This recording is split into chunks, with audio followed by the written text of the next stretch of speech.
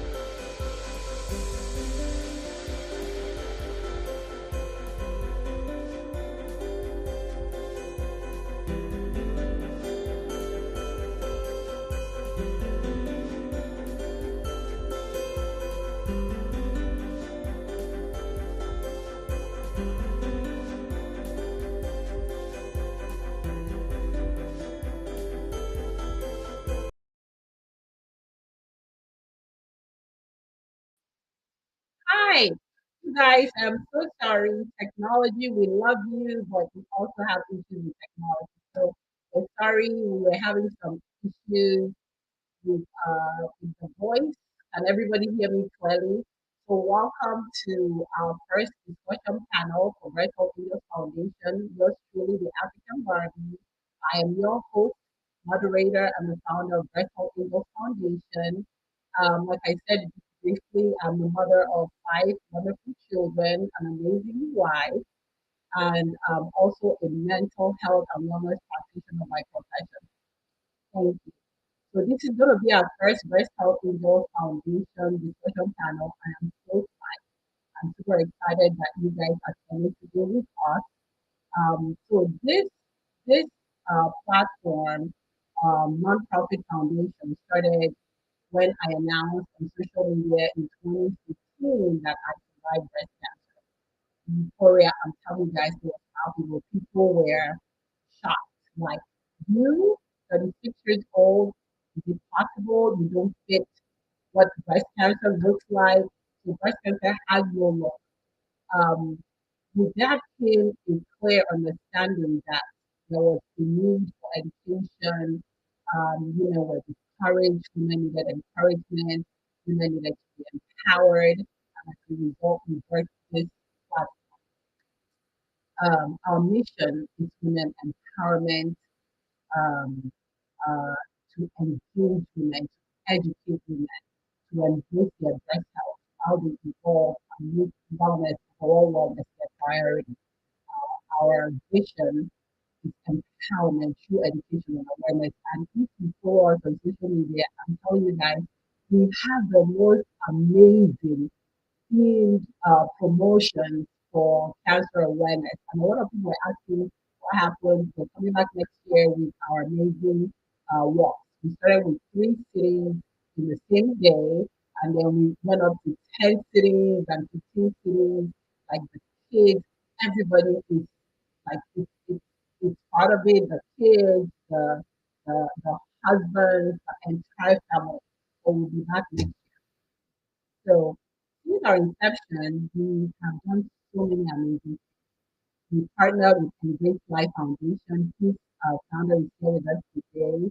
We also partnered with Tech Cancer Foundation, and together we have done some amazing things like schooling in Nigeria, getting to the grassroots for people who need the education, who need help, who need support, who need the encouragement, and those speakers are here, those founders are here with me today. We also provide counseling services. You know, when people are walking their journey with breast cancer, it's usually very scary time for these people. BHAF are your mental health coaches, counselors. We support you, we encourage you, we help you make informed decisions. Um, and apart from that, we provide all year round breast cancer education. So recently, I was actually going over some of the work we have done in the past, and I think I'm proud of myself and the videos I did in 2016 talking about, self-breast exams and, diet and exercise. So please check these things out. They're all year round because we find it's strongly for women to be encouraged, to be educated. So that's what we are all about, education, empowerment. So without taking so much time to give more information, please go on our website, our Facebook, our Instagram. And if you want to partner with us, please send us an email. We would love to partner with you. All right, without taking much of your time, I have three amazing super duper women who are breast cancer warriors who are here with me today and who are going to be talking to you about their journey with breast cancer.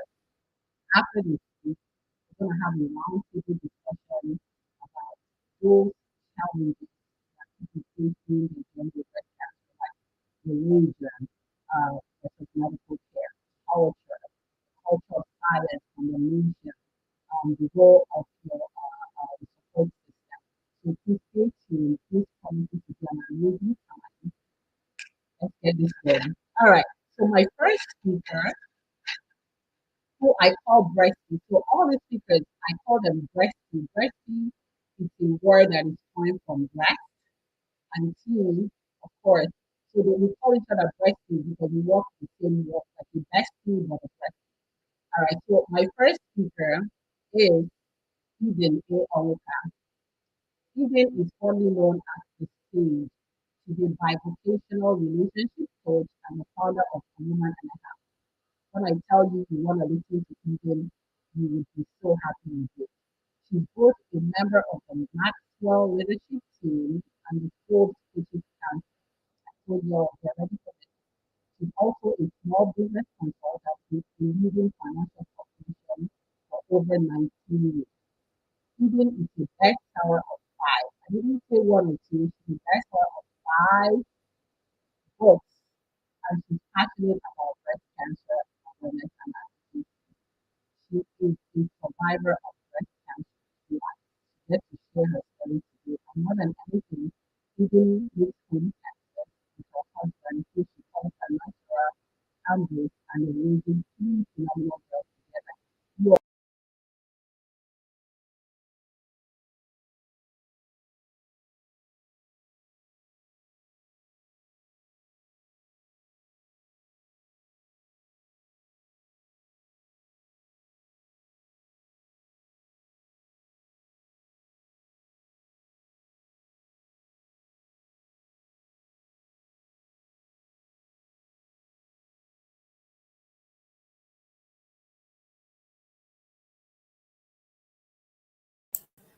Hello, everyone. Hi, my name is Eden Eonka. I am a relationship and mindset coach. certified with the Maxwell Leadership Team, and the founder of A Woman and a Half. As a result of my communications training, my relationship and mindset coaching for single, married, and divorced women, women rediscover their divine purpose. They begin to attract and enjoy healthier relationships, and they heal from soul wounds. I'm also a member of the Forbes Coaches Council. I have corporate experience of over 19 years, and I've been coaching professionally for about 10 years. Now, one interesting fact about me is that I have 3 amazing girls who are my life, and I'm reporting live from Houston, Texas, and I am a 2-time cancer survivor. So I just want to share for a bit my heart. This is Life Beyond Breast Cancer. Thank you so very much, Dr. Chika, for that wonderful introduction. Thank you, Breast Health Angels Foundation, for the work you do. And you'll be hearing the stories of different survivors. So I belonged to the 4%. There is a 4% who don't have a risk factor, meaning that there's no underlying condition. There's a 4% who are under 40. So you don't even qualify in a sense for mammogram. There is a 4%. When you go to the hospital, they tell you that you're not qualified for mammogram. So in a sense, I would have missed every bracket. There was no family history. I was under 40. I didn't have any underlying condition. And I didn't also have a risk factor. I had just had my children. I just had my twin children. I had 3 kids in 3 years. 2016, I've had the best testimony. I became a mother of twins. And just when my kids were about 7 months or 8 months, I felt a lump in my breast. And immediately I assumed that the lump was from breastfeeding.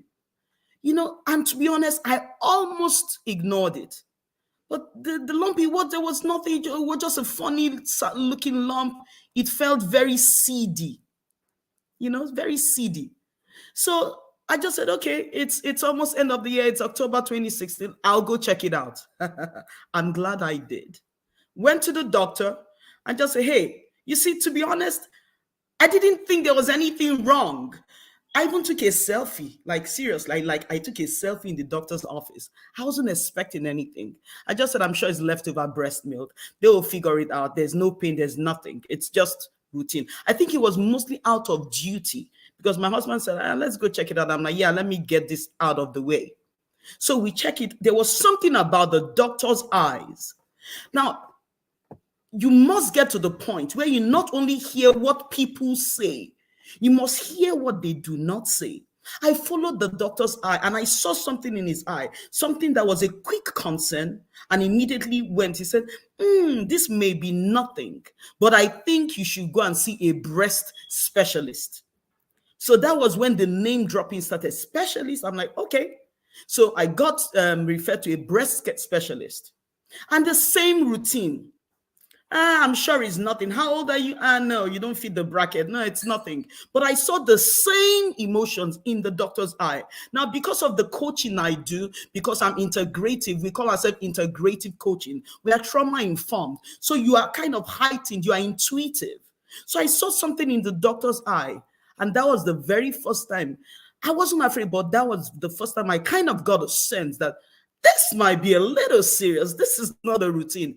This was the breast specialist now saying to me, I think it may be nothing, but I believe you should go have a biopsy.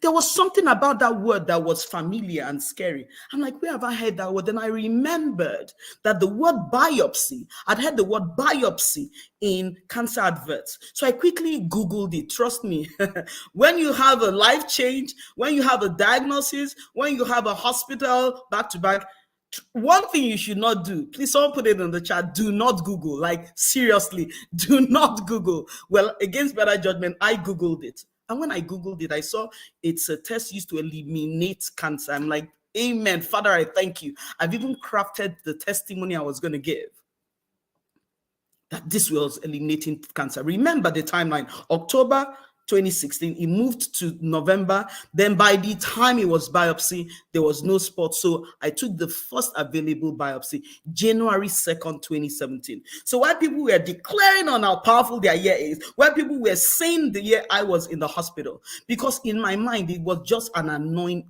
inconvenience. I'm like, let's get this out of the way. I'm a new mom going back to work. I want to focus on my career. January 2nd, I went for the biopsy and I had to do the weight. Every survivor knows the weight. After the biopsy, I had to wait January 3rd, 4th, 5th, 6th. And they kept telling me to come back to the hospital. Again, remember context. I was a new mom. I was in a new office. I didn't want to be that person that was taking permission.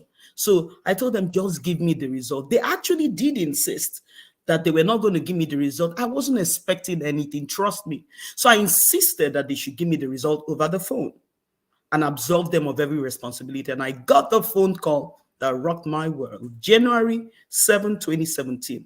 Sorry, Mrs. Onwuka, to inform you that the biopsy came back for cancer. That is a sentence you do not expect when you are 37.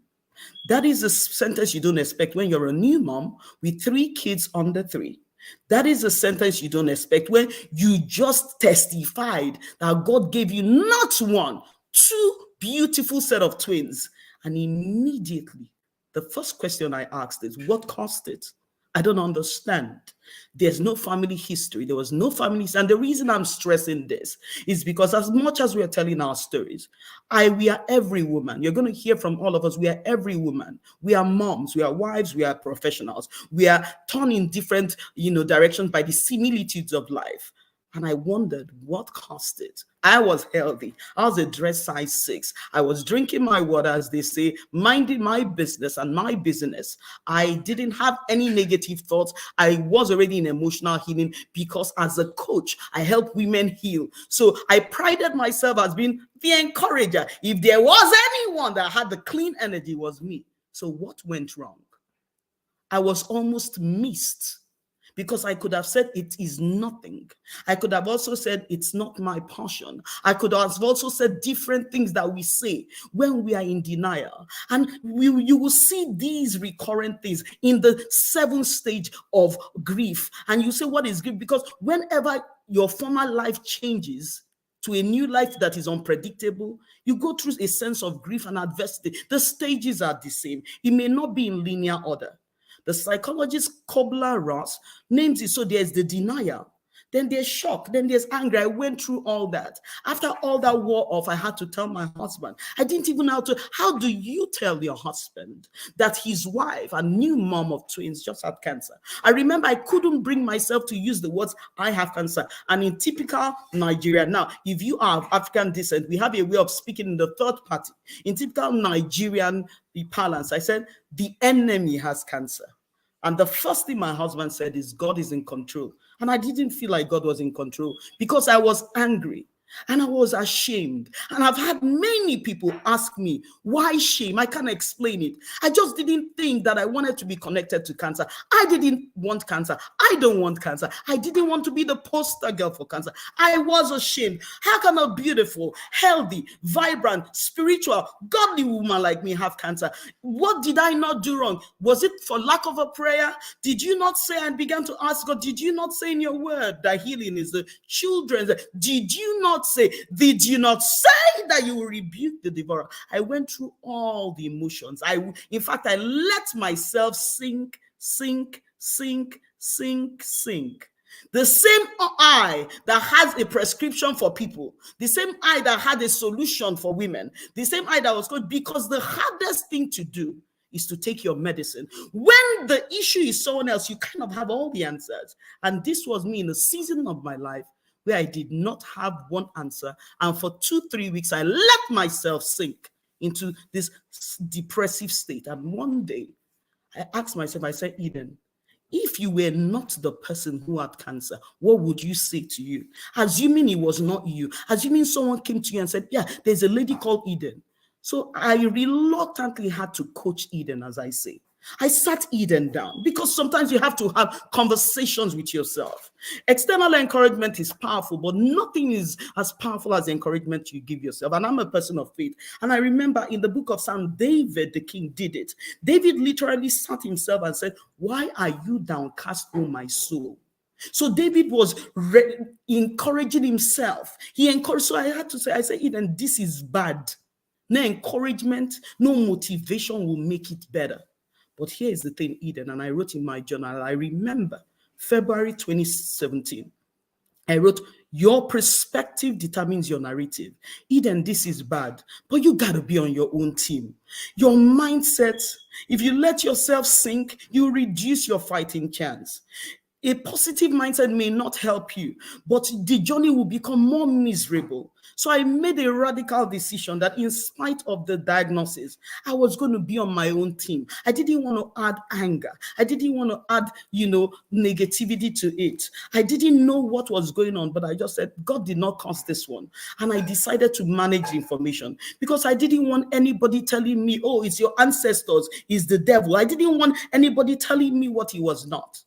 And as a family, we prayerfully. Now, there is no right way or wrong, but I just knew I had to look at two things. I said, the pain of regret and the pain of discomfort. I'd rather take the pain of discomfort. I don't know what the pain is, but I do not want shoulda, coulda, shoulda. So I moved really quickly. We got a second opinion from MD Anderson and we settled for the treatment. It wasn't the most perfect treatment, but it was better than no treatment. I went through 20 rounds of chemotherapy. I went through physical therapy. I went through 30 days of radiation, and I went through segmental mastectomy. Now, moving forward quickly, 5 years later, which is this year, January 14, 2021, when I was about to ring the bell, because they don't tell you you're cancer-free. They tell you you're in remission after 5 years. So I've been going every single year for my checkup. I went for the 5th year, expecting you are in remission. And on one hand, they told me, oh, you are in remission. I was already rejoicing. And they said, oh, we found another calcification. And I'm like, what is going on? My first response was, whatever you find, keep it. They found 2 calcifications, 2 tiny dots, not lumps, insignificant dots that had nothing to do with the first diagnosis. And they called for another biopsy right in the middle of remission. And when the biopsy came out, January 19, I was diagnosed with another cancer, lobular cancer. And the journey started. But because I had worked on certain mindsets, I just said to myself, we survived before. We will survive again.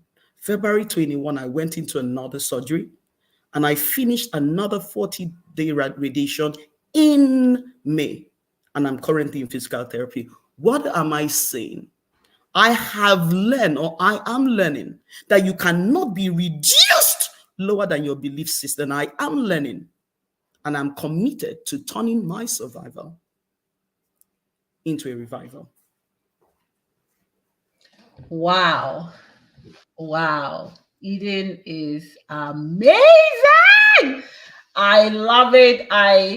This woman is special to me because during her journey, she sent me a message and we were talking about it. And you guys, to be in a dark place like cancer and not have a support system and not have a belief system and not have a positive mindset, it's devastating. Like it's almost like, I'll call it DOA in medicine, like dead on arrival.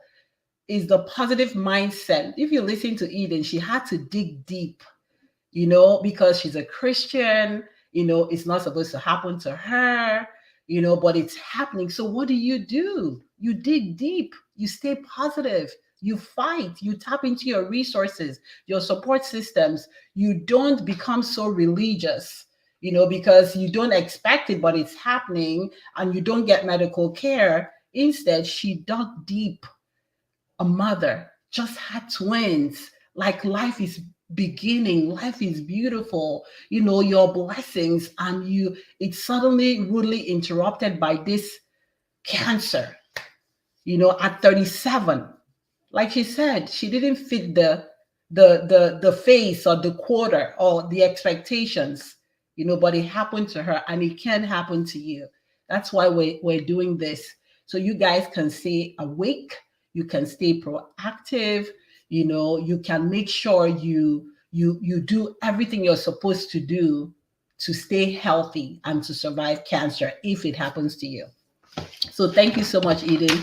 Our next speaker is Tinu Lawal. Tinu is the producer, director of Absolutely Vivid Limited, a media solution and consultancy company.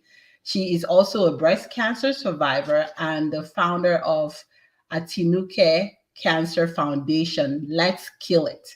She's she so we Tinu is our partner. We collaborate with her on different programs to get awareness, education, and screening to the grassroots in Lagos State, Nigeria.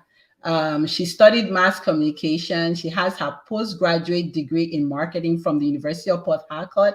If you have any Port Harcourt people in the house, please make a comment. She's also a one-time Miss NYSC Bielsa State Beauty Queen. She's a full member of the Union of International Cancer Control. She also is a mother of two, passionate about media, fashion, healthy, and she was born on the 6th of April. Tinu, we are so happy to partner with you, and we are excited to hear your journey and story about breast cancer. Let's go, Breasty. Hi, everyone. I'm so glad to be here this afternoon, and I'm so glad to be telling my story. Again, I'm going to reintroduce myself. My name is Tinu Lawal, and I'm always so proud to say that I'm a mother of two undergraduates. I love them to the moon and back because they were there for me when I was diagnosed of cancer. They're the only ones that I have, and they're the ones that I think of every time. So I get so emotional when I'm talking about them. Yes, two undergraduates, beautiful undergraduates. Thank you so much. Yes, I'm a full member of the UICC, the Union for International Cancer Control. I'm also a member of the Reach to Republic Breast Cancer International. I'm also a member of the Advanced Breast Cancer Global Alliance, and all these are international organizations. I've had to travel and join the walk, the moon walk in Scotland to advocate against breast cancer. I've also had to join the Avon Breast Cancer Walk to advocate against cancer. I've gone to the Reach to Republic International Conference, and I'm so glad that I'm here today. I'm talking to you. 8 years ago, when I got diagnosed of cancer, I never thought I would be here and I'll be addressing the public. But glory be to God, I survived cancer. My name is on the wake up list, and I've been able to turn my lemon to lemonade. Apparently, my diagnosis came at a time in Nigeria when it was so difficult for women to talk about their private parts. Women were not coming out to talk about their cancer. They were not coming out to talk about breasts, because, back here in Nigeria, in Africa, it is generally, a thing of shame for you to come out and say that you have a disease in your breast or in any other part of your body. But this happened to me, and it happened at a time when there was Ebola in Nigeria. I was just home that day, like you, like every other person in Nigeria. We hardly go for medical checkup. And because I'm quite healthy, I feel that I'm quite healthy, I never went to the hospital for medical checkup. In fact, at the time that I was diagnosed, I think the last time I went to the hospital was like 12 years when I had 12 years to that time when I had my last child. And it was just to see the doctor that delivers my baby. So when it happened to me when I was home, and somehow my hand went to my breast and I discovered the lump, it was the last thing I ever expected. I'd only heard, the only thing I knew about cancer then was that it starts from a lump. And truly, in Nigeria back then, a lot of people know nothing about cancer, apart from the fact that they know cancer kills. That's all that they know about cancer. They don't really know that nobody knew so much information about cancer. In fact, people never wanted to listen to cancer. It was at the time when cancer was a stigma. So saying that you have cancer, people will look at you like the enemies, or you've been exed by the enemies, or it's some kind of voodoo or something, or God just hates you, or God wants to punish you. So when it happened to me, I was scared for like 3 days. I couldn't touch it again, and I I went on Google too. But when I got to Google, Google told me two things. It says it can either be benign or cancerous. Of course, because I hardly fall ill, I assumed mine was non-cancerous. It was benign. I waited in the house. I was scared to go to the hospital because I wasn't ready to go to the hospital and then contract Ebola. Then it was the first case of Ebola was discovered in the hospital in Nigeria, and so the hospital for me was a no go area.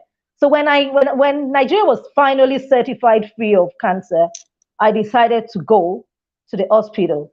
And on getting to the doctor, the only one I knew, who was the person that delivers my babies, my gynecologist, he checked it and referred me to a lab for a mammogram. I did the mammogram, and guess what? The mammogram came out and said it was benign. And of course, I didn't expect it to be anything else, but I was advised to remove it because if I didn't remove it, it could turn cancerous. So I went and I did a lumpectomy. Apparently, the lumpectomy, I got the specimen and I was told to take it for histopathology. The histopathology was what came out and announced it as cancerous. And that was how my story started, my journey started. Now, I'm not going to bore you with the story because I've told this several times. A lot of people in Lagos know me. A lot of people in Nigeria to have heard my story. But I'm just going to go quickly to what the topic of this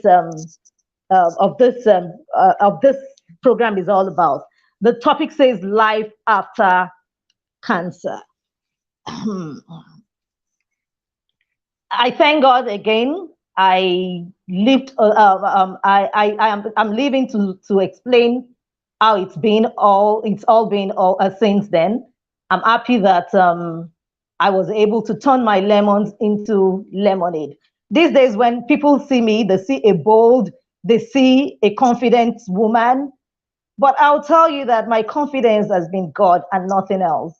My confidence has been my creator, who has been my support, my pillar in all of this from the beginning to the end. And he gave me a promise that if I should go out there and share my story to help other people, he would restore me back to the healthy Tinu that I have always been. And today I can tell you that I am 100% healthy. Now, what I thought was the worst discovery in my life turned out to be the best discovery of my life. Discovering the lump signified cancer was in its early stage. I lived in denial for almost 2 years, which could have led to a time bomb waiting to blow or explode. Between this time, I met the wrong doctors, which made it difficult for me to make a decision about treatment in Nigeria. I wanted to travel abroad by all means. And so I only did lumpectomy without treatment. Exactly a year after this lumpectomy, the cancer came back in the same spot. At that point, I knew there was nowhere to run to. I began to hide it and kept living in denial. But when God was ready, when he was ready to help and solve my problem, I met the right doctors. And how did this happen? I used to be the public relations social secretary of my old school association, and which meant that when letters come or when invitations came, it would come to me and I would broadcast it to everyone. Now, I had the seniors. Seniors, yes. They were 2 years ahead of me. They had just lost a classmate to breast cancer, and they were having a memorial lecture for her. All this time, I was living in denial. I would try everything not to go near negativity, especially when it concerns cancer. When I'm watching TV and I see cancer, I quickly change the channel. When I'm reading the newspaper and I see cancer, I flip it. When I just didn't want to hear cancer. And you can imagine this letter was sent into my inbox. When I saw it, I thought to myself, I said, I'm not going to go for this and I'm not going to broadcast it. But my conscience kept freaking me that, okay, if you don't want to go for it, then let other people go for it. So I decided I sent it to the groups and, publicized the invite. But I made up my mind that I was not going to go for the event.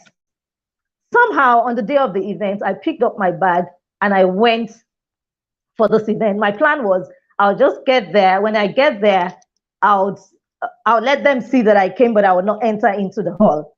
But on getting there, something miraculous happened. Our old principal, our old vice principal, our old math teacher and biology teachers, they came in. They came to the event, and as they were coming in, I was with some group of friends who were also old students, and we decided to walk towards them to greet them. As we got to them, the first thing that happened out of everybody, the vice principal, she was already old at that time. I'm sure she was almost 80 or something, because this was like 25 years after we had left secondary school. Out of everybody, she just held my own wrist and said, "You, the small girl, you have grown so much." And she held how it is when old people hold you. And she kept walking me into the hall. That's the hall that I said I wasn't going to go into. Before I knew it, I was already in that hall. And then I told myself, Tinu, you're already here. Why don't you just sit down and listen? Meanwhile, I've been trying to travel and go to the embassy. But each time I went to the embassy, I was denied a visa. I didn't want to have any treatments in Nigeria because I thought we didn't have oncologists in Nigeria. The good thing that these people had done that day was they had invited oncologists from Luth. They had invited oncologists from America. They had Julie Grallo, yes. They had invited an oncologist from East Africa. And, the three of them were on the ICIT. But I sat down that day only to listen to the woman that was from America, because I planned at that time that I was going to do my treatment in America, and probably I was going to hear that there was no cancer or something. Before this time, we had sent the results to University of Maryland, and University of Maryland had asked us to bring $100,000. At that time, I didn't even have $1,000, talk less of $100,000. My folks live in America. They were ready to have me in America, but we couldn't say at the embassy that I was traveling for medical reasons, because if I said that, they would ask me to go and pay for the hospital bill before coming. And I didn't have money, but our plan was I'll just get to America and I'll find a way around it and I'll get to the hospital. Now, let me not go too much into the stories. To cut the long story short, I got my treatment. I ended up getting my treatment in Luth through Professor C.A. Ajekigbe of blessed memory. Now, I tried to travel for all the treatments. All the times I kept being refused the visa. God kept me here. I guess he wanted me to see the state of our health sector and talk about it and expose what has been the cause of high mortality rates in women in Nigeria. This was at a time when women in Nigeria were not talking about breast cancers. We had rich women, we had prominent women who would go abroad to treat breast cancer, and they would come back and keep their mouth shut, and nobody would know. That is if they survived, except the died would you know that they had died of cancer. Nobody was saying anything about cancer. And our health sector, the cancer department, was nothing to write home about. The doctors were there, though we didn't have enough hands. Even till date, we don't have up to 100 oncologists, but they were very, very good doctors, but they had nothing to work with.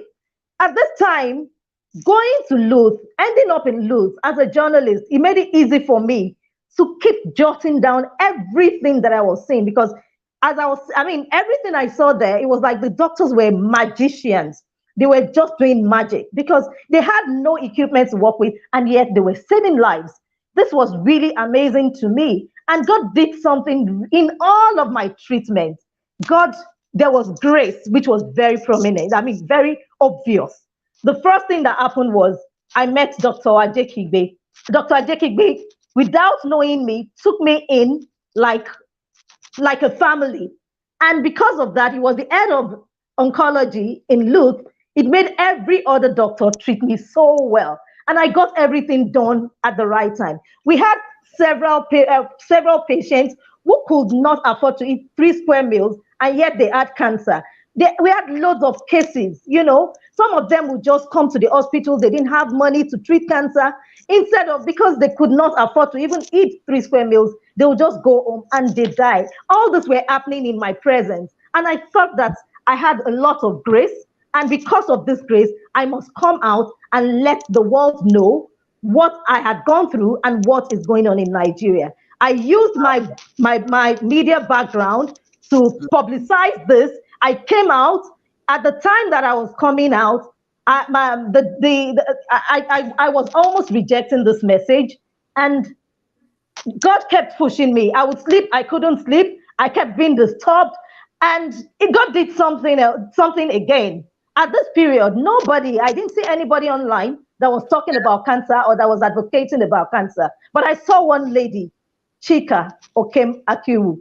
She was in America, and she had just also had cancer as well. She was talking about it. And God will disturb me. Go out and talk about this thing, I tell you. And I tell her, about God, she's in America. She's in a place where people are talking, people understand what it is to have cancer. How can I come out and start talking about cancer? But the spirit kept pushing me, and I forced myself out.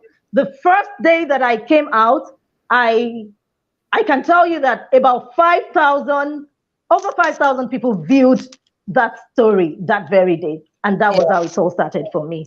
I eventually treated myself in Luth, and I got ill there in Luth. I had my radiotherapy, I had my chemotherapy, I had surgery, but in all of this, I can also say that everything went very well. Another thing that God did to me, to the glory another thing that God did. Are you saying something?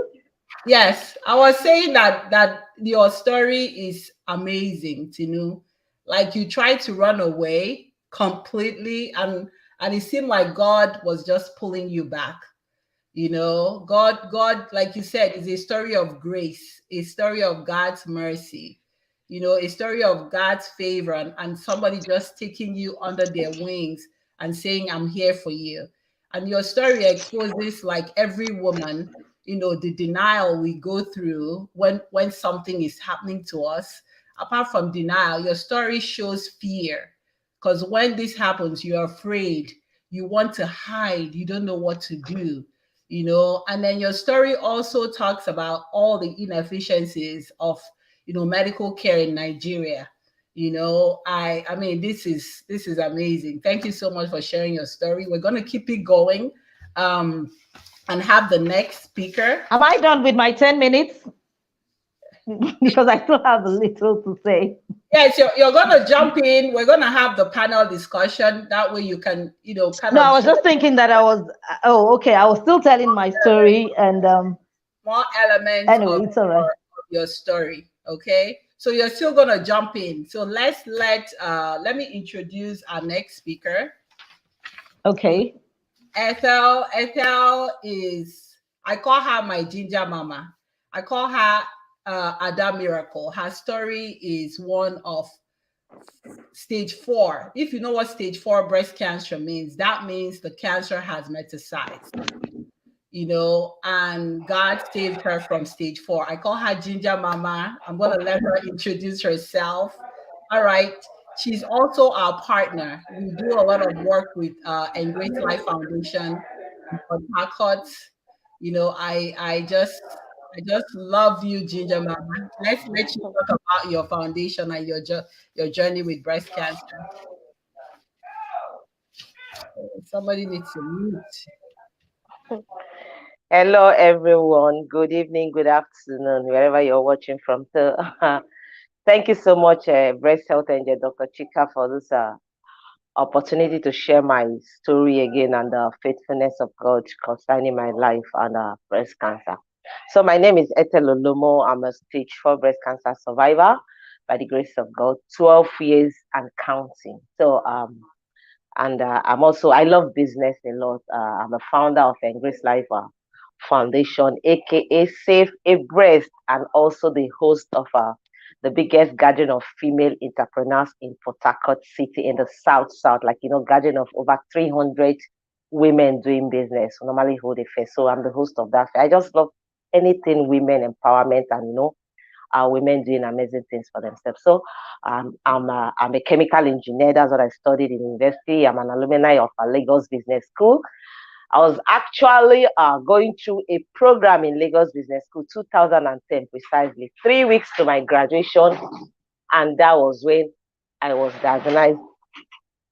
I fell sick, one of those days, how I woke up and I felt a sharp pain on my breast, Then I was nobody was talking about cancer. What is cancer? I can't even remember hearing that word cancer, honestly speaking. Like I don't even think I've heard it, something that is not in your family. You've not seen anybody that had it, or you've not even come across anybody. So it's not a name, it's not a word I know or use like people around me. So that day I woke up with a sharp pain on my breast. My mom is a retired nurse, and I told her, I felt this sharp pain on my breast. And she was like, really? She touched it and said, it's a lump. She said, nothing to panic, nothing to worry. Like every woman will always have a lump one time or the other. And she said I shouldn't worry and I should go to the hospital. She specifically said, go to the general hospital and see senior consultants and everything. And I went there and they were like, okay, so this is just a lump, but you need to remove it else it turns to something else. Remember, at this time, nobody was talking about cancer. They just said it's a lump. I said, okay, lump. And I removed it. I went myself. It was an outpatient surgery. I did it, removed the lump, and they took it to the lab. Few weeks after, it came out and they told me it was nothing. It was benign, like nothing. I shouldn't worry. This time, nobody was still talking about cancer.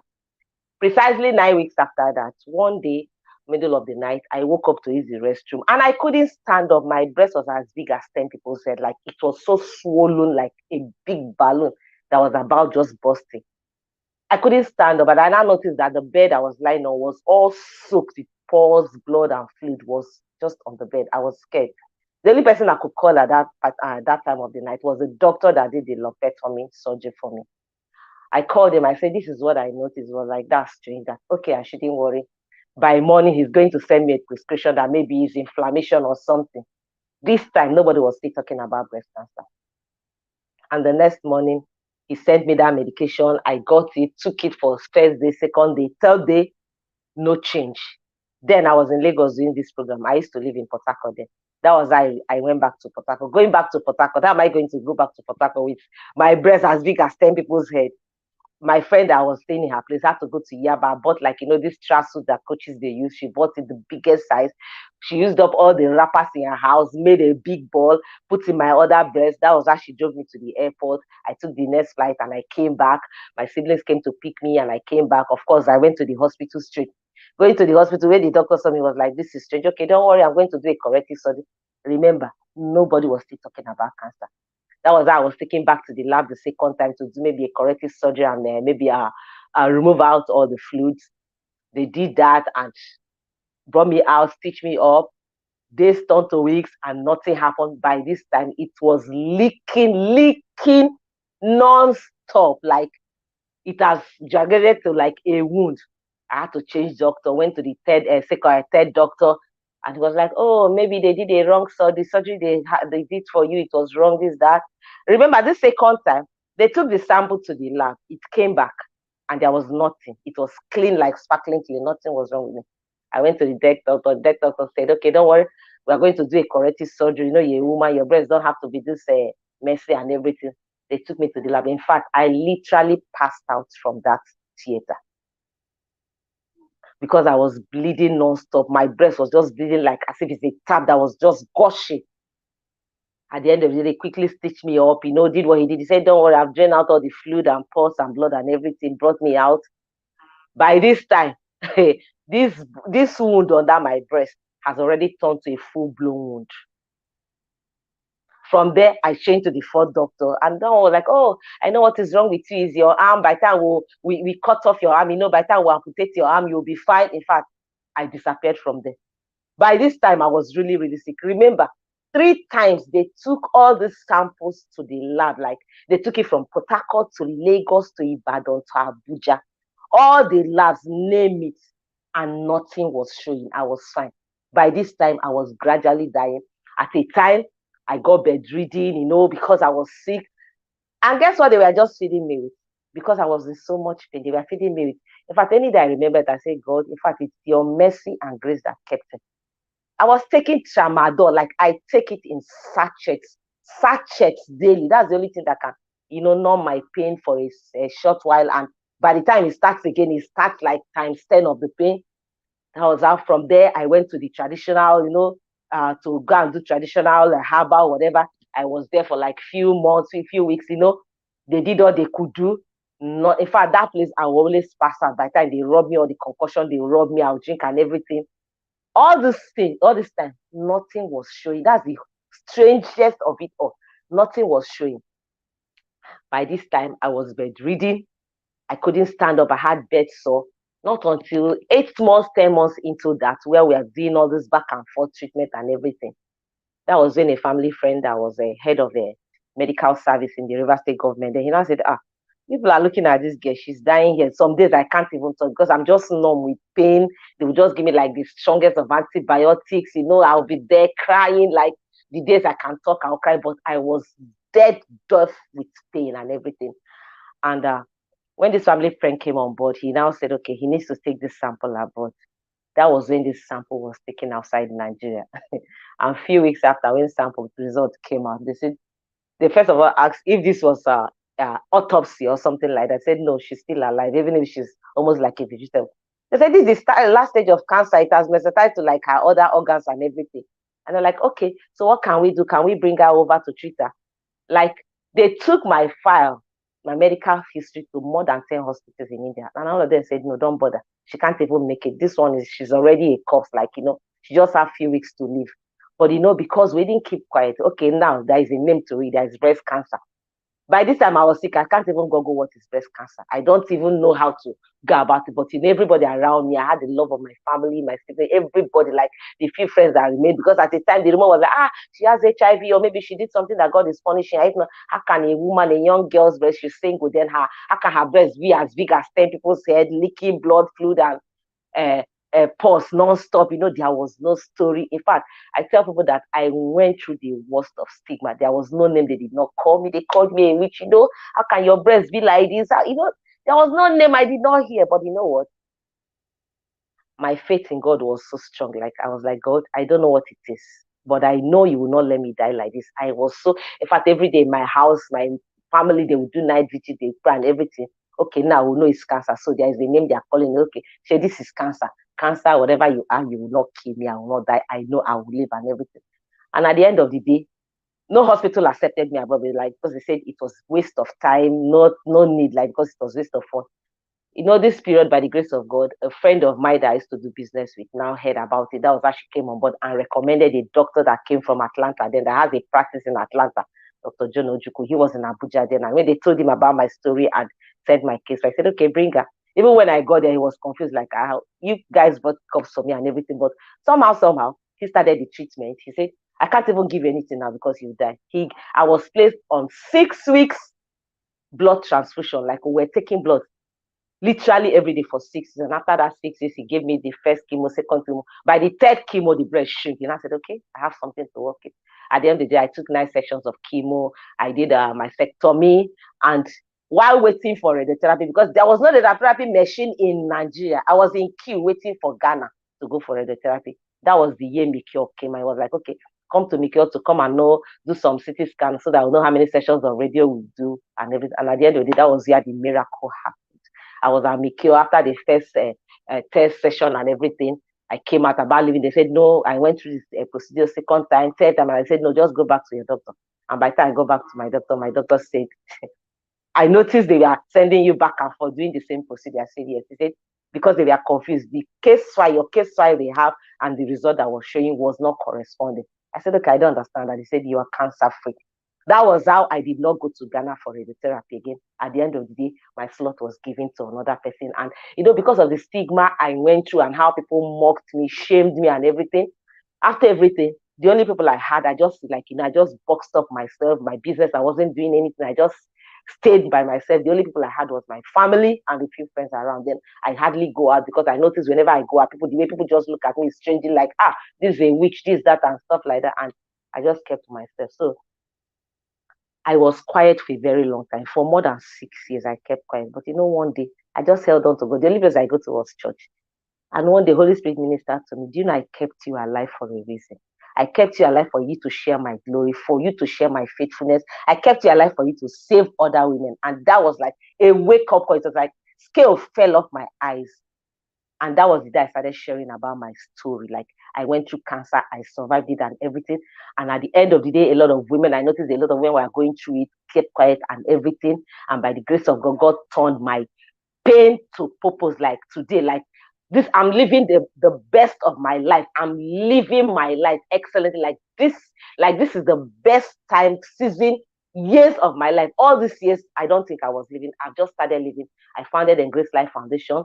We reach out to women and the communities in the rural communities, especially indigent women. We go there, we do free screening, we do enlightenment, we do education and everything. And so far, we've treated more than 20 women. When I mean treatment, we don't just treat them, say 1 chemo, 2 chemo. We do like full chemo. In fact, there's a particular lady we've done more than 20 chemo for. I've done mastectomy, we've done radiotherapy. We treat women, we do a lot of lumpectomy, we go to rural areas. And this October, we had the highest gathering of breast cancer advocates, like supporters in the city of Port Harcourt. We had more than 2,000 people work for breast cancer. We had programs back to back the whole of October, and it has just been from glory to glory by the grace of God. So this is my shame, my reproach. God has turned it to a purpose, and today I'm living my life supporting women and also reaching out to people and spreading the gospel of breast cancer. So thank you so much. I am not my scar.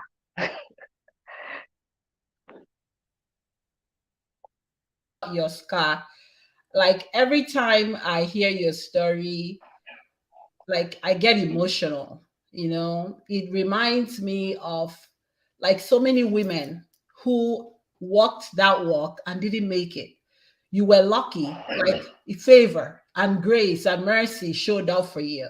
Like, how do you go from stage 4 when the cancer has metastasized to where you couldn't walk some days, you couldn't talk, you were in so much pain, and still favor and mercy, it moves me each time I hear this story. At that miracle, God kept you for a reason, and yes, God kept me. Living your purpose. You are living your purpose, and I am so glad you're here. And your story, also hits close to a lot of us, which brings us to our discussion panel. The idea of condemnation. As a culture, look at, they were calling her a witch. This Nigeria, we're so wicked. Are we so wicked? Because somebody has sickness, you call her a witch. Why? Why are we so mean to ourselves, especially women? When we don't understand something, we become wicked. We're so ignorant, I swear, and we need to get it together, But thank God for God. If not for God, God knows where you could have been right now. So in our story, in all our stories, there's so many commonalities. We're silent, we're afraid. Why? Especially for Nigerians, we feel condemned. And then we feel like, this whole thing of you must have done something. You did something wrong. That is why. That's why God is punishing you. Kai! And then sometimes you are like, it's not your portion. Is it my portion? Whose portion is it? All of us felt that way. And I was just going to ask the women, at the time you received that diagnosis. Eden, I'm going to start with you. Tell me how culture played a role for you. In my case, I didn't share my story for a while. I was ashamed. I was silent. And more than that, you're like, I'm not sure if fear was worse or what people would think, or the fact that you didn't fit the bill. Like there's so many things, I didn't share my story for a long time. So I'm also guilty of silence, and in my case, sometimes I'm like, was it because I was going through so much that it didn't matter what people think and I wasn't ready for the world and my priority was to get better? Or was it more shame that I was hiding it? In your case, what was your case? Like, how did you feel at the time of diagnosis as related to culture and silence and telling your journey? So well done. I wanted to take a time to quickly honor all my fellow warriors here. Fantastic. I am glad that you are here. Thank you for being here. Thank you for, in a sense, defying death. And thank you for empowering others with your voice. I like to start with a quote. Selena Williams said, there's no one way to be a queen. And I like to say there's no one way to survive. As much as we advocate for speaking up, I do not shame people for their silence, if you get my point. People are on different becoming journeys. People are evolving. People had on the line, and I'm saying this because I work with women as a Forbes coach, as a relationship and mindset coach. So over the past 10, 15 years, I've heard women's story. Now, people have other things, the way we look at underlying physical issues. Many people have underlying issues, emotional, baggage, trauma, that will interfere with the conviction to share their story. Now, many people have esteem issues even before trauma. So somebody who is already struggling with body image issues that had nothing to do with losing a boob, losing two boobs, half one or half whatever, will struggle more. I happened to be in a place at the time when I was diagnosed where, remember, becoming is a journey, growth is a journey, but I was already in my purpose journey. So I was already a coach, certified coach, working with women. So let's just say that this happened in my life when I in a sense, I knew who I was and who I was not. I was already in that mindset frame. So even with my confidence, I prefer to use Godfidence, it was still a big blow. But the intervention tools of therapy and coaching did help me. The mindset practices helped me. Affirmations helped me. Meditation helped me. Visualization helped me. So in my work with survivors or women, I may not have a big campaign. In my work with women, I do pro bono coaching one-on-one with cancer survivors. They are the only ones I don't charge. So I have to, most times when they get a diagnosis, I literally have to walk them up to the point where they're able to separate the cancer from them. So I spend a lot of time looking at the options with them, and I spend a lot of time, again, visualizing, helping them visualize. Nobody can take your future from you, a future you have seen. It was a radical blow in a sense. My own biggest thing was shame. I'm a faith person. I didn't understand. In fact, I was sorry for God. I said, God, this does not look good on your. I was just ashamed to be associated with this because I used to believe in cause and effect. Maybe if you did something, so I kept looking, what did I not do? So I had to come to the point where I fully accepted these are the universal laws. There is good, there is bad. Good things happen to bad people sometimes, and bad things happen to good people. So at every time you will hear one consistent word: reframe. Reframe is a powerful coaching intervention that helps you to see the same thing in another way. My greatest struggle was shame. How can I tell people that this woman of faith that loves God, that is positive, had cancer? I didn't have labels. I dealt with labels in my life. When I was a little girl in boarding school, they called me a witch. So I'd gone through this season in my life. I was in a season where I didn't care about labels.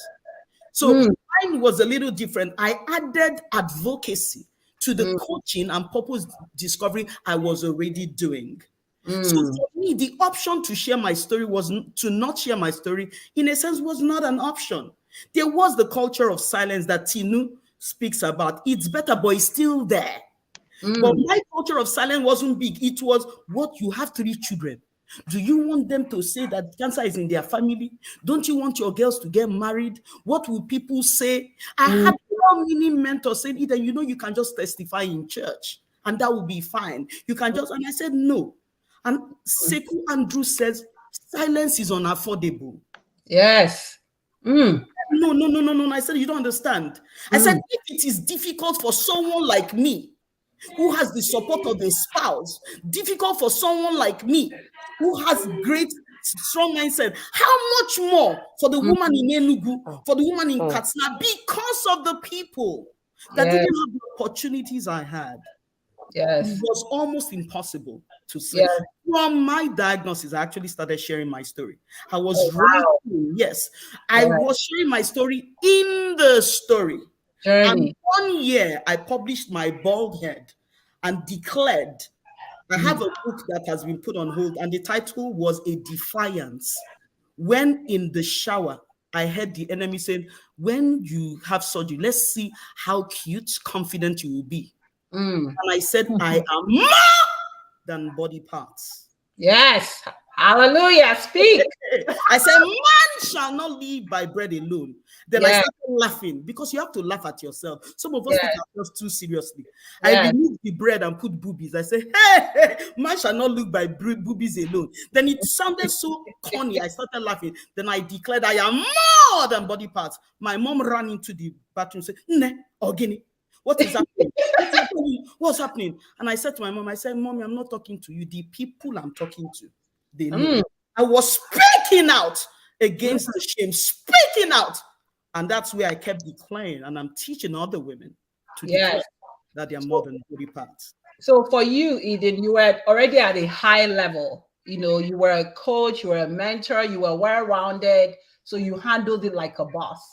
And it's not really like a boss. I just had a heightened awareness, but it was still difficult. You know, it's your new normal. Your life has changed. Your relationship changed. Everything changed. There was a stress. I became different. I lost my hair. You've seen the pictures. I was black. It's hard to go through cancer and not become different. Exactly. You know? Absolutely. So, Tinu, what is your contribution in that sense? You know, Firstly, I'm going to say that cancer story and the cancer journey to everybody is distinct.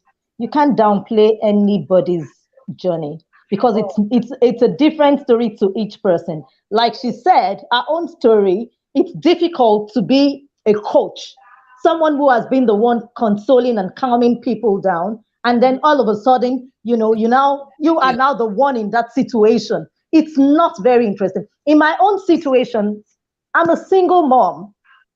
I've been a single mom for over 15 years. I got married normally. I had the best wedding in Lagos. I was married to a soldier.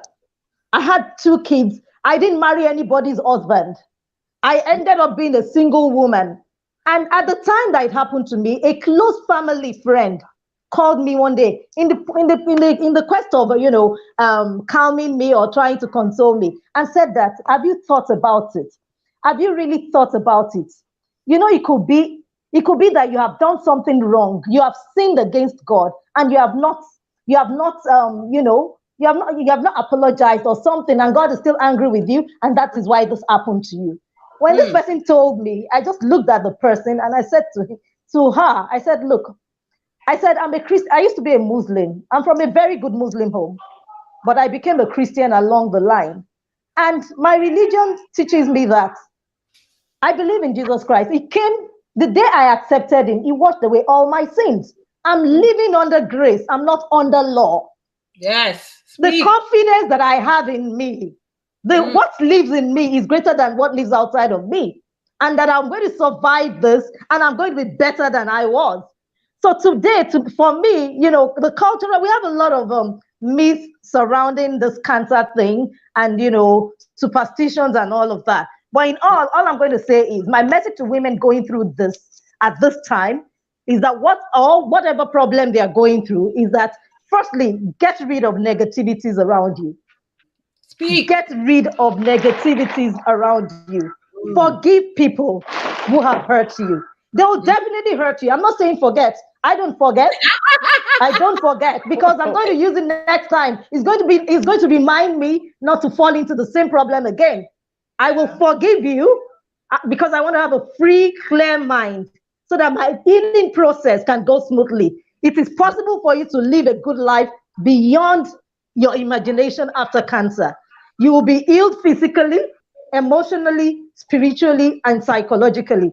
Today, my achievements in the past 6 years, what we have done, the advocacy we have done, the people we have done. Firstly, we created the first and initiated the very first cancer patient survival party at the Lagos University Teaching Hospital. This event changes the narrative that cancer warriors should be celebrated and not stigmatized. At the time that I was taking treatment, cancer warriors were stigmatized. They were believed to die very soon. But I believe when I came out and I survived, I said to myself that if I can survive it, that means anybody else can survive it. And I came out and I started to advocate it. Every year we go to LUTH and we sponsor financially not less than 5 cancer patients, and then we give 50 other patients gifts every year since 2016. In 2018, we had the biggest walk in Lagos. We had 36 Nollywood celebrities play a novelty football match. It was phenomenal. We had the whole of Surulere closed down. So everybody's got their stories, everybody's got their, and it is very unique to them. You can't downplay their stories or their journeys. I'm just going to say that if this ever happens to you, don't give up. Know that God is even saving your life. For you to know God is saving your life, be proactive about it and get yourself treated. Well done, Tinu. Yes, I love the passion in everybody's story. Ada Miracle, you kind of like mentioned to us, how they called you a witch and all that. Tell me, how did you dig deep? How did you overcome, because you were in so much pain and yet you were being condemned and yet you were being blamed from your sickness. How did you rise above that? Thank you again for the opportunity to be here to share my story. One thing that kept me, I had massive love and support from my family. That was all that mattered to me. Like, whatever anybody was saying, some days when they would come like, okay, we want to see her. And, because the way I was, it was bad that in a day, like my mom would wash 20 towels because the breast was leaking nonstop.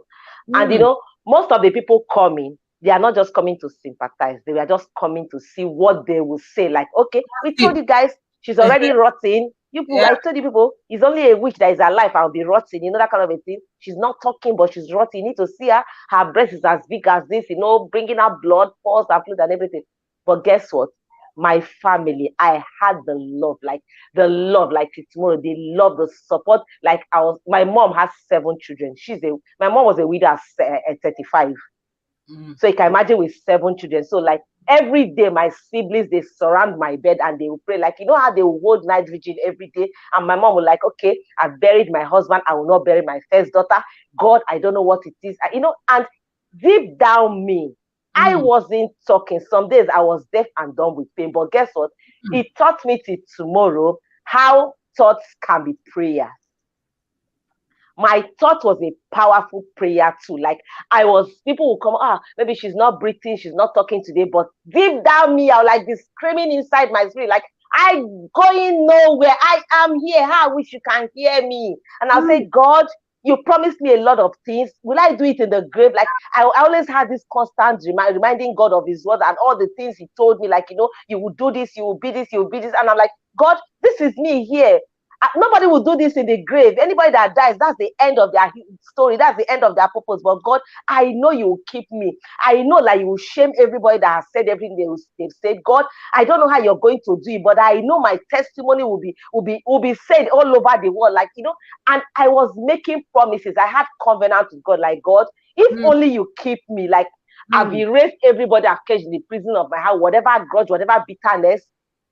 I raise them, just keep me, and I will make sure I will share my story all over the world. Like I will stand on any stage and share your faith with it. And guess what? It works for me till tomorrow. If somebody offends me now and I'm like, I'm just angry at something, and Holy Spirit just reminds me, remember. And I'm like, I'm telling you the truth till tomorrow. Yeah, you're like, Holy Spirit reminds me, like, remember, he said no more. I was like, I beg. See, as a man, nobody is worth, hey God, worth taking my happiness for 5 minutes. No, you're not worth it. Like, because I always tell, especially people going through cancer, and when they, like, there is no day I don't receive call. Any day I don't receive call from people going through cancer, maybe 5. And they were like, oh, my husband left me. This is saying this. And I'm like, can you just, cancer is enough wahala. Can you just discard all those ones and focus on getting better? So when you get better, you have strength to fight. Yes, speak. Absolutely. And I say, when you're better, because cancer is enough battle for you to now add other people's baggage of who left you, who did not leave you, the husband that divorced you, who is mocking you, who abandoned you, the friend that is not there. And I'm like, when I share my story with them, I say, they all left, but guess what? Right now, all of them are volunteers, those ones that called me. Yes. Wow. They volunteer, they support the work and Grace Life does. Is that not what God can do? That is only what God can do. So I'm here telling people, whatever you're going through, whether it's cancer, it's not cancer, focus on that battle and your relationship with God first, and come out of it first before you fight that battle. The problem is enough headache. You cannot carry plenty wahala and put on your head. Yes. If you're in a relationship that is not working, let it go and focus, finish your battle before you think of that one. And I tell people, no man, no woman is worth dying for. Christ has already died and sacrificed himself for us, and you want to kill yourself because one man left you and said, because a lot of women like, my husband left because he said I have cancer, I'm smelling, I'm this. I'm not saying leave him first. Leave him, get well. Before he start fighting, he's carrying different women. Because that's a lot when they come in, they're like, I say, madam, the cancer, they pay you rich enough. When a man matter, I want to fight now. Can we focus on how you get well? So what worked for me, as I said, was love. I had massive love for my family, and that was all that mattered. Wow. And every day I have it, like my caregiver, my best friend. She's a woman of God. She reminds me the word of God every day, the beautiful word of God concerning me, all what God says about me. And when people were calling me all sorts of names, that didn't matter. I didn't even think about it for 1 minute. I was like, this is what God says about me. That is what is important. And what is my mother telling me? What are my siblings telling me? That was the only word I was hearing. Yes. I was deaf to every other thing. Support is everything. And this is 12 years. By the grace of God, I've not had reoccurrence. Amen. God has kept me. God has kept me healthy. So I tell people, focus on the positivity, leave the negativity. It's not your battle to fight. Absolutely. Wow. Thank you so much. For everyone, the one thing that we all have in common in our stories is we're Christians. Tinu says she was a Muslim. She's now a Christian. And even in our darkness, we knew that God loved us. At the same time, there is this big conflict of being a Christian or your religion and seeking medical care. It's a big problem. It is killing people. I know everyone listening, you have to have, like breast cancer, statistics says 1 in 7, right? There has to be somebody who has died of breast cancer. So it's everywhere. But as a people, we battle with our Christian belief and the fact that we're struggling or we're in darkness. Like, how do we seek balance? Okay. Eden kind of talked about it, and all of us have it in common. Even with our cancer, we prayed, we trusted God, but we got medical care. And we're all advocating for all of you. As you go through your struggles, being a Christian does not mean you cannot seek medical care. It has killed so many people and it's still killing people. Eden, please shed some light on the women you coach, how that's a problem in our community, in our society. and how it's affecting all of us, and what we can do as a people, of course, by reducing condemnation. You know how we are. What we can do as a people to encourage women that are Christians, Bible-believing, strong Christians, or whatever religion or foundation you have, to do that as well as get medical care. Thank you so very much. That's a very important question. I don't even think it's a Christianity thing. I think it's a religious thing. It's just an inclination to trust God and love Him, and that's fantastic. But in our trust and our love, we forget that every religion, at least Christianity, is a relationship, meaning there is a Godward part and there is a manward part. So I like to bring the premise that faith without work is dead. So even when there is a faith expression, you are believing and desiring a miracle, you must also know that there is an intersection of work. The work is the awareness, the education, the going to seek medical opinion, sometimes seeking a second medical opinion. So I think I just like to share with them that faith, medicine and the miracles can coexist. Yes.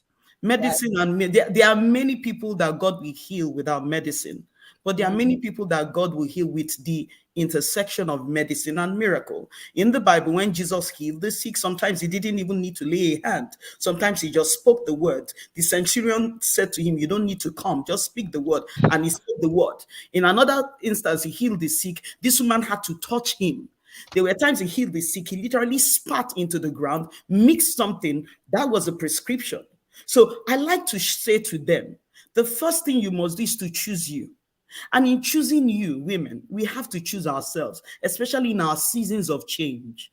That's those seasons of adversity. And in choosing you, you must make some radical decisions. One of the decisions you make is to explore every viable option. Medicine is a viable option. It is not a perfect option, but it is a viable option. So I like to say to people, please express your faith, but also know that the wisdom for medical science, as imperfect as it is, was actually given by God. In my situation, God used medical science to help me. God used chemo to shrink the tumor. God used surgery. God used a team of five specialists in one of the leading hospitals recognized for cancer here in the United States. The radiologists, the oncologists, all the ologists. So I say to them, and I'm going to blur the names, and these are real issues. It's not even yesterday. I'm not talking about 5 years. I'm talking about 2022. While I was even in my own second treatment, I'm speaking to this wonderful lady in Calabar, and she was diagnosed in August. Until this year, she has not gone for treatment because her ministry, the church she was, believed that God will heal her without medicine. Now, plot twist is while she was waiting from August to this year, she moved from stage 2-4. So I like to tell them the urgency of time, how time does matter. Time does matter. And there are many examples like that. Someone somewhere and just said, for every time I hear this, my husband is a boob man. And they say it because they're like, I will not be married if I remove this disease. If I do a lumpectomy, my husband is a boob man. And I jokingly say to them, because we end up laughing, I said, are you not forgive my French, are you not a penis woman? So I just say to them, the boob man, the boob woman, just like Ethel said, that relationship thing where your self-preservation is for someone else does not matter at that time. The choice is yours to save your life. Yes. So please, I want all of us to just embrace the fact that God is a healer and He can choose to heal us through medicine. And we will do ourselves a disservice if we don't explore the several options that are available. Yes. Thank you, Eden. Absolutely. Religion versus medical care. Tinu, do you want to add anything else to it before I jump into the questions that I see from the audience? Yeah, I'm going to say that in the past 6 years, I would say that if you ask me to count survivors that I know, I can count up to 10 as we're speaking right now. I'm not saying I'm not saying the alternative method doesn't work. but I have not seen one person since the past 6 years who actually got healed. Alternatively, I haven't seen. I'm not saying there aren't all, but I'm saying I haven't seen. I know people who try the alternative, but unfortunately today they are not here. So it's very good to be spiritual. It's very good to be, to choose your religion, whether a Christian or a Muslim. But the thing is, it is also very important to take care of yourself medically.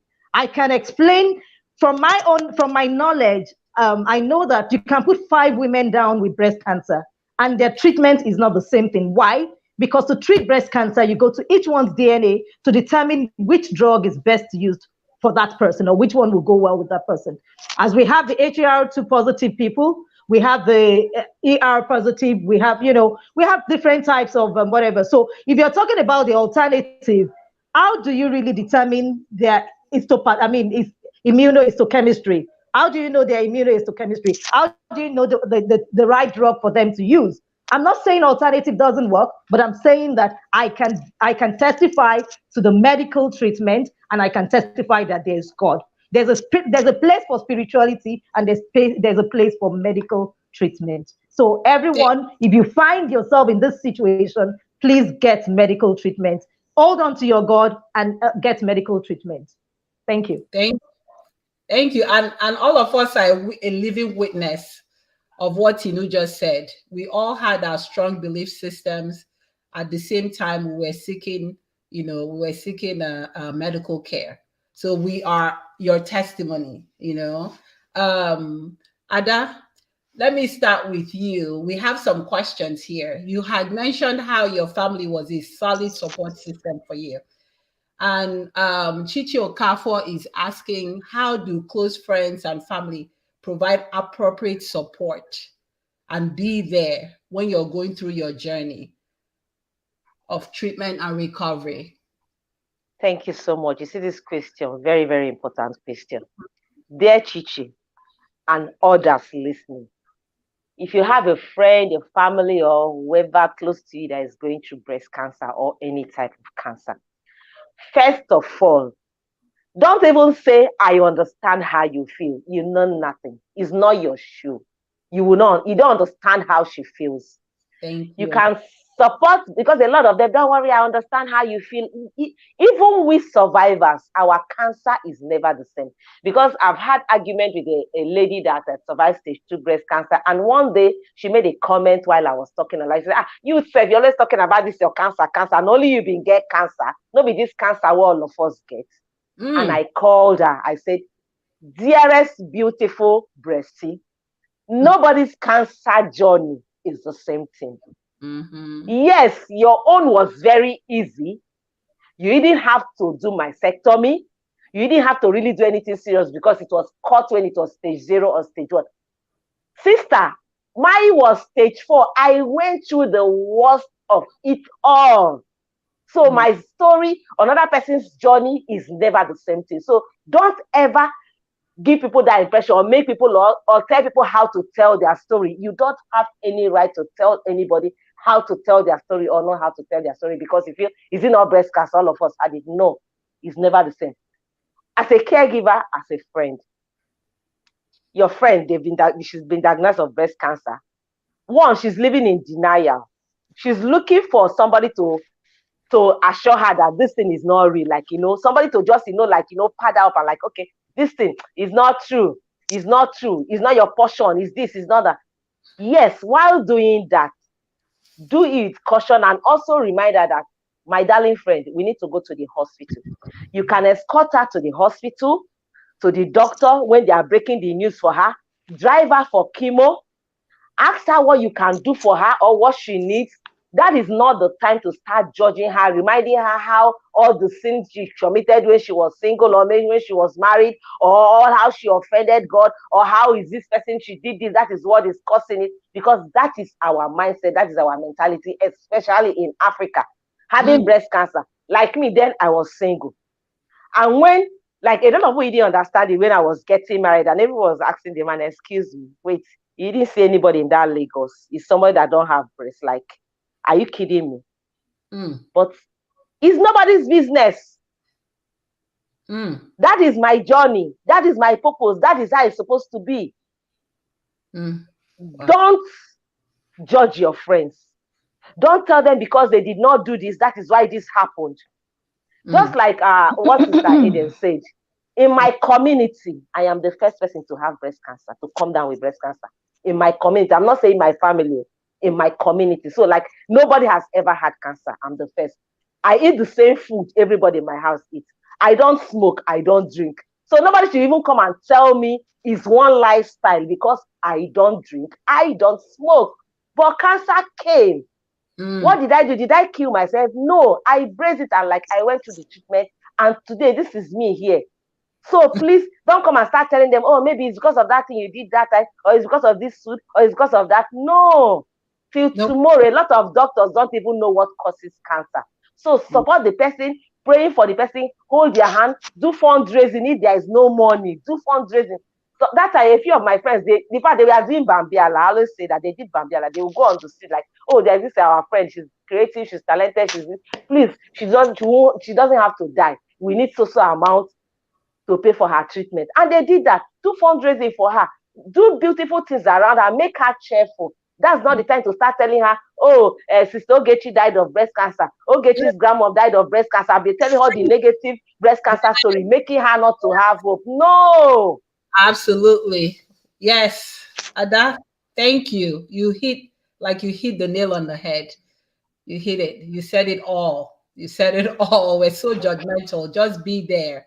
And that whole, I understand. It's so painful. They don't understand anything. It's like, and guess what? A lot of them will now start telling you there's this supplement. And you know the one that annoys me?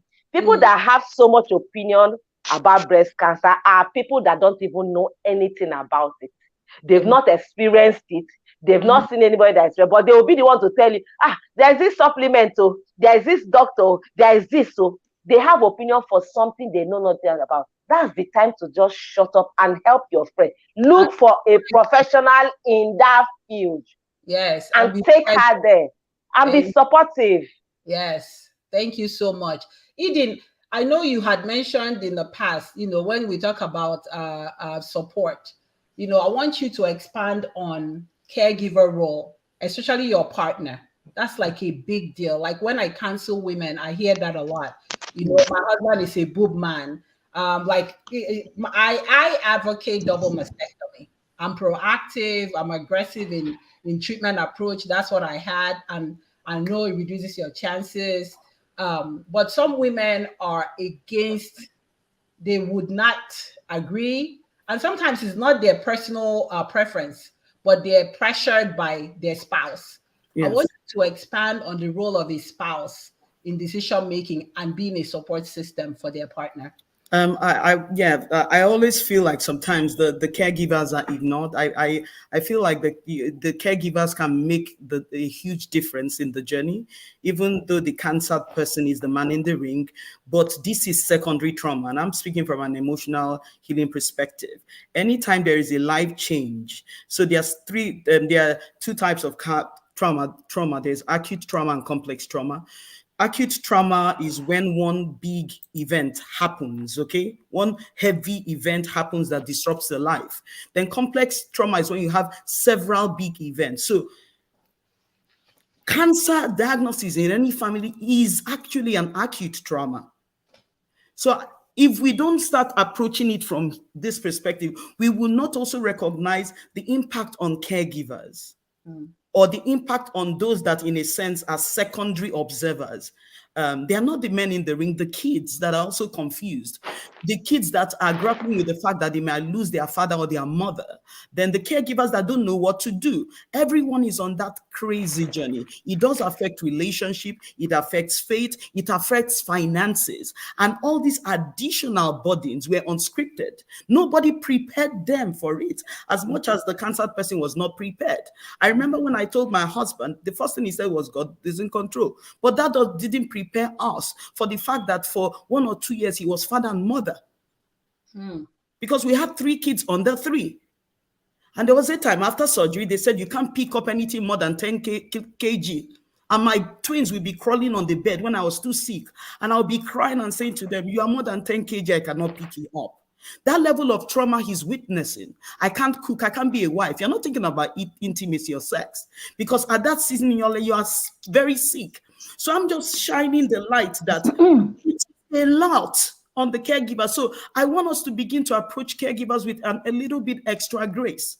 That's why we cannot talk about the role of caregivers without support. Some of the people who helped, and I'm going to mention their names because I'm speaking of the difference their role made in my life.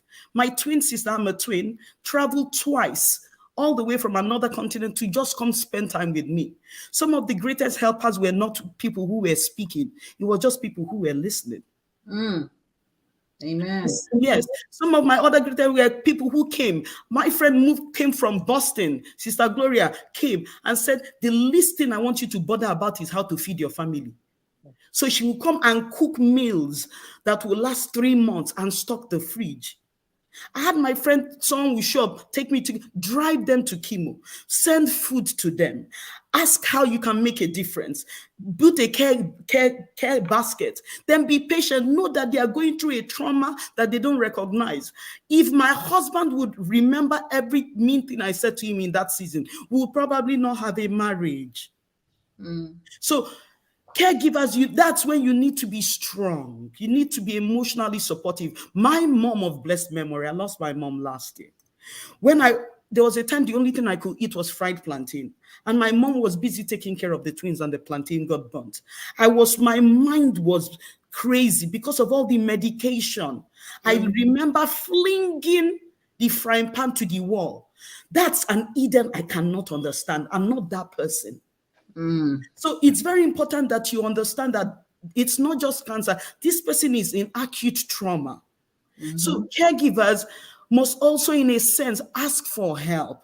In our muchi, trying to keep everything, wash your dirty linens in public. I spoke as an honored speaker in the biggest cancer awareness advocacy here in the United States, African Women Cancer Advocacy Awareness. I shared my story, and one of the things I said is, cancer is not a dirty linen that we must not wash in public. Cancer is a linen that we must wash in public. So in trying to keep it, you now stress the family. So I want us to know that in this muchi, people that should be helping won't help. We kept it under us, but we told some people. We didn't tell people that we tell us that it's God that punished us. No one said that maybe slept a married man. You didn't sleep. All kinds of craziness. And eventually, when we told them 9 months later, when I'd finished chemo, someone told me on no account that you take chemo is a demon. I said, that means I'm demon infested. And I started laughing. Wow. Yes. So please, caregivers, take a leaf from Job's friend. Job's friends were not perfect, but the first thing Job's friend came, the Bible says that they came and they were silent. The person who broke the silence was Job. Why don't you ask the person, how do you want me to help you? What does help look to you? Because one script is different from one person. Yes. What does help look to you? Because help means different things to different people. Absolutely. Exactly. Yes. My help was calling Miss Tiwana, where my kids went to daycare, and said, I can't drop them at daycare. And if my husband leaves early to work, so if I drop them, I will miss the cutoff mark and they will be at home. I can't take it. And Mr. Wana saying, you know what, for your family, we will move up the cutoff time and we will pick your children. That is help. So ask, what does help mean to you? And this is for any adversity, even for grief. We are very prescriptive in nature. We want to tell people the help they need. I think we should just allow people to give us the exact feedback on what help means to them. Yes. Oh my goodness. I love that dimension. I love it. Like you, I had a wonderful support system. My husband was present. I still remember when I had my double mastectomy and he will help wash me, clean me up. I had my friends, my sisters, my nonsos. Like, you know, it helps when people stand by you. Like you said, you're going through so much. You know, you're like this self-survival, self-preservation, and of course, the effects of medication are riding you. Like you do something, you're like, how did Eden do this? Like you're not an angry Black woman, you're not an upset person. I look at you flinging things, and you know, just people in your life, like you said, asking, how can I be present for you? What can I do? Makes a whole world of difference. For Tinu, I want you to shed the light, not having a partner, being a single mother, and walking this journey. It's not just I'm wrong. so glad. I'm so glad you asked that question. You see, I'm the most blessed person in the world. I boldly say that, and I don't, I don't even blink an eye when I say it. You see, at the time, yes, like I said, my family, all my folk was in America. My two kids were already in secondary school. They were in boarding school when this whole thing happened. I was practically living alone. But you see, I would say it over and over again. There was so much grace around me from the beginning of my treatment. Do you understand? I had people, God sent people. God sent people, yes. The first person I said was the professor, the late Professor Ajekigbe. He took me in as if I was his family. So many doctors in Luth. People complain about Luth a lot, but I do not have one single reason to complain about Luth. I got everything done at the right time. Up to the time I was going to do my radiotherapy. Normally, at the time that I was doing my treatment, we had only one radiotherapy machine working in the whole of Nigeria. When Obasanjo was leaving, he had bought 8, but 7 of them had packed up, and it was remaining the only one, the one in Luth, which meant that all the people in Nigeria, all over Nigeria, were coming to use the same machine. And it meant the machine would break down like every other 2 months. And when it breaks down, they don't repair it until like maybe another 3 months. God save you if you're in the middle of a radiotherapy. You understand? But lucky, everything I did when I was going to do my radiotherapy, of course, I got it done at the right time. As soon as I was done with my chemotherapy, I was placed on radiotherapy. And you can't believe that the radiotherapy itself worked. Listen to God. It worked all through.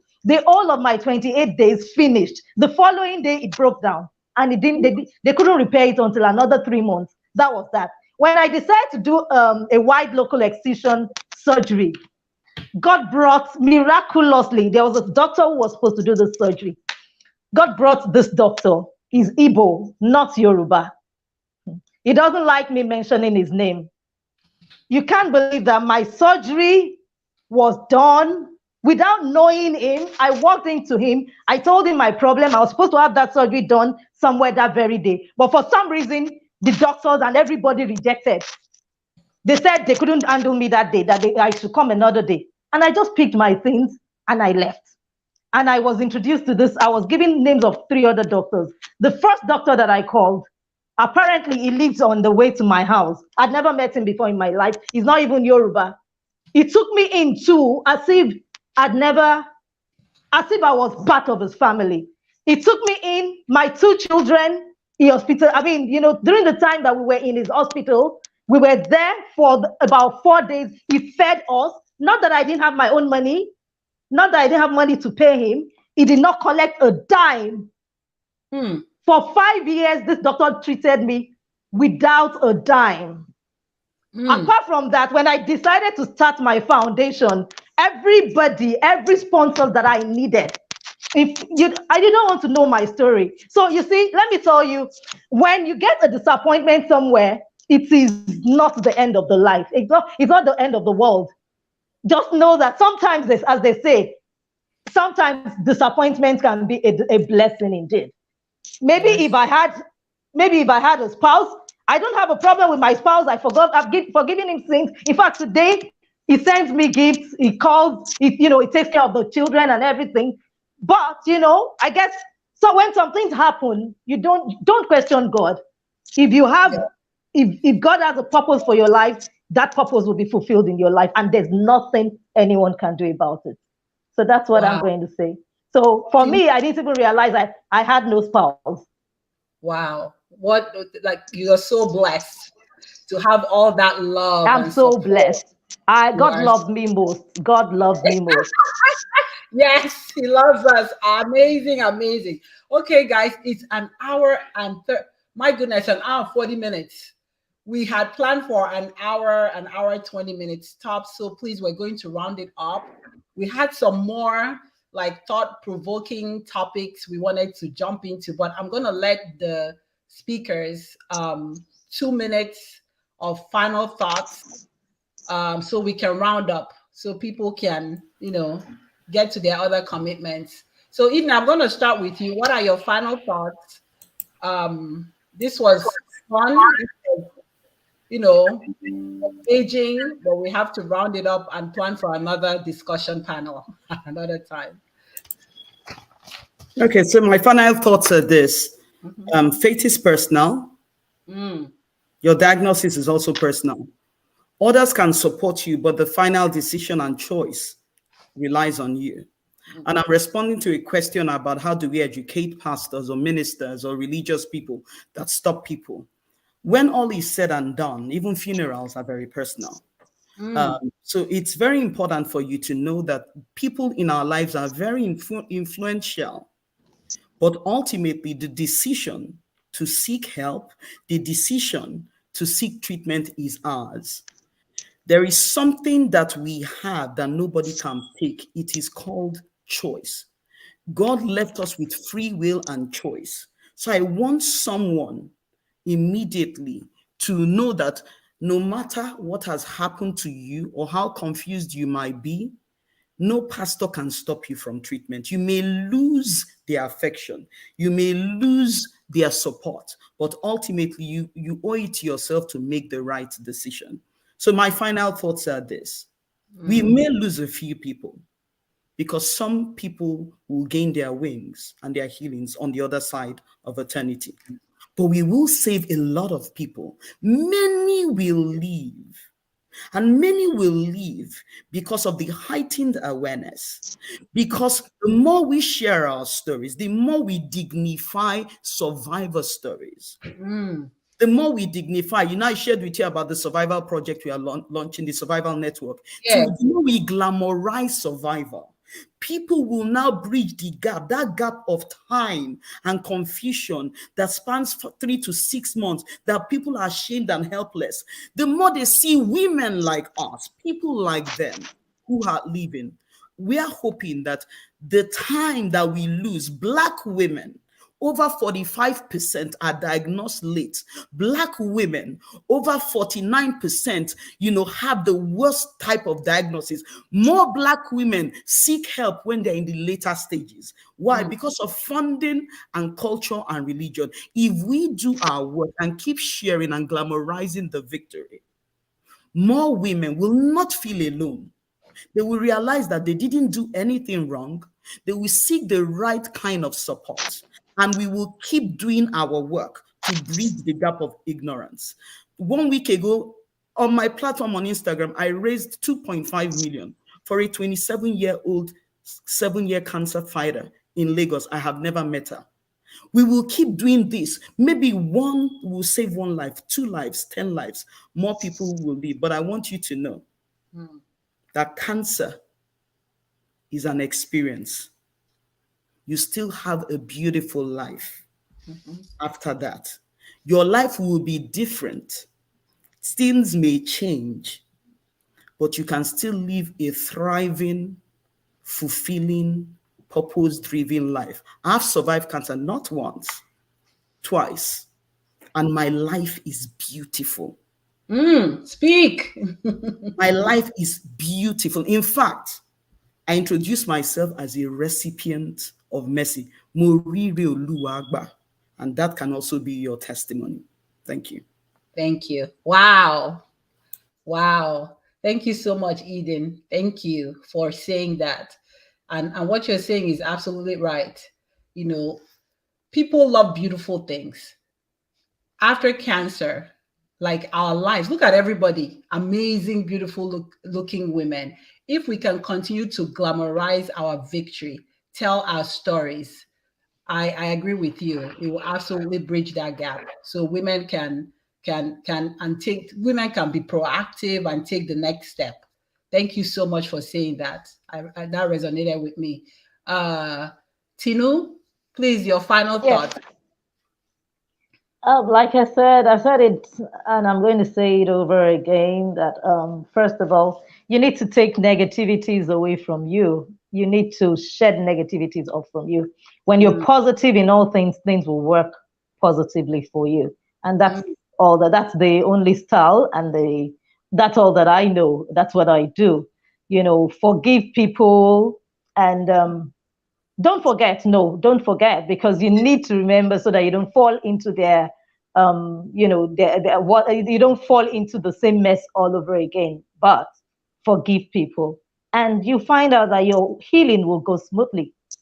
The process will be so smooth, and you'll be happy from within, and things will come. They'll come right for you. Things will happen miraculously for you. When I see people get annoyed or get angry about me, I just laugh inside me, because you don't know what I'm carrying. So so I don't hold anybody inside of me. I may not forget what you've done, but I'll forgive you instantly and I'll move on. That's it. So please move on, forget negativity, move away from negativity, and things will go right for you. Thank you, Tinu. Thank you. You buttress the whole concept of cognitive behavior therapy that starts with the mind, a positive mindset, because a positive mind cannot be defeated. But a defeated mind, you're already defeated from the beginning, so that's very powerful. Thank you so much for, buttressing that point as your final thought. And then Ada Miracle, please, your final thoughts. So thank you once again, and for being here, and congratulations to all the breasties. So my final thought, as I always tell people, one, medical science is miracle. Medical science. I always tell people medical science is miracle, because we've lost a lot of women due to ignorance. You know how it's not my portion. I don't want to accept treatment. I want to take this concussion. I want to take this. And at the end of the day, they are dying bed. That's when they want to accept the treatment. And when it's late, and I tell them, but you survived stage 4. And I tell people, my story is not your story. You don't know the grace. A grace differs. Grace has levels. That's what people don't understand. I'm sure God kept him for a reason. And when the Bible says in the days of ignorance, God will overlook. Ours was ignorance. There was no diagnosis from beginning, but we never kept quiet.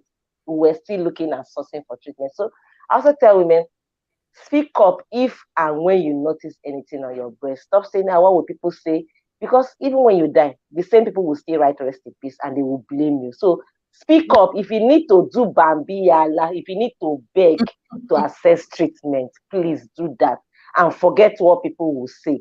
Because if you keep quiet and you die, they will be the same people that say, why didn't she say something? Why didn't she ask? So just forget what people will say. Look for a way, get yourself treated. And also, this is to survivors. Because there is this trend that, not just surviving cancer, a lot of people die even after surviving cancer because of stigma. You know how a lot of us, because this year alone, I've lost like 3 people that are close to me. And what happened? They fell sick, they went to the hospital, and they never disclosed their medical history. Maybe because of shame. And while they were treating one of them for what's it called, pneumonia, not knowing it was pulmonary mastitis that came back.